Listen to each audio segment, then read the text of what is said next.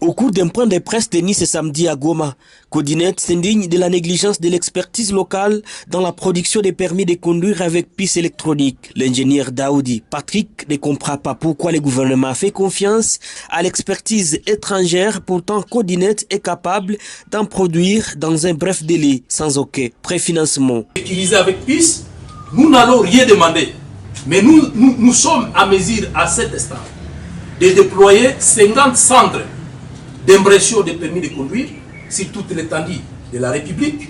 Nous sommes à mesure de déployer 300 sites de capture mobile des permis de conduire. Et tout cela, ça demandait aucun préfinancement au gouvernement. Donc pour ce point-là, si c'est ça la cause, en tout cas, nous n'avons rien demandé comme préfinancement. La seule chose que nous demandons, c'est que le gouvernement puisse nous donner juste les faits verts.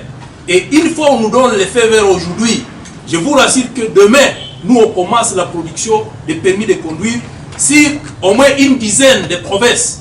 Le Libanais à qui le marché a été donné n'est pas à mesure de le faire car il compte aussi travailler avec une autre entreprise sous-traitant allemande qui malheureusement est aussi incapable de produire les permis de conduire biométriques avec puce électronique.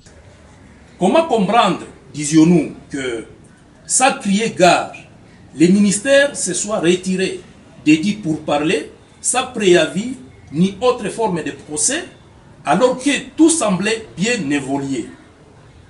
Comble de tout, au lieu même de nous mettre en compétition avec les éventuels concurrents, les ministères signent les contrats promis à mon entreprise Jofa Systems avec une autre entreprise étrangère, Autogiste, une entreprise prétendument libanaise.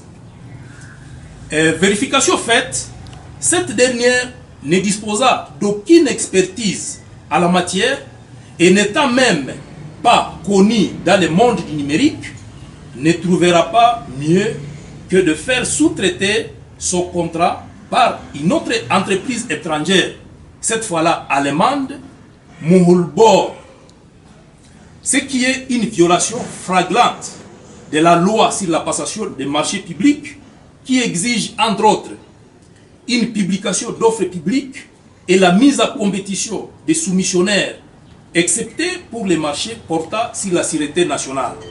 La solution congolaise est meilleure que celle trouvée à l'étranger. C'est pourquoi Codinet veut des explications. Qu'attendez?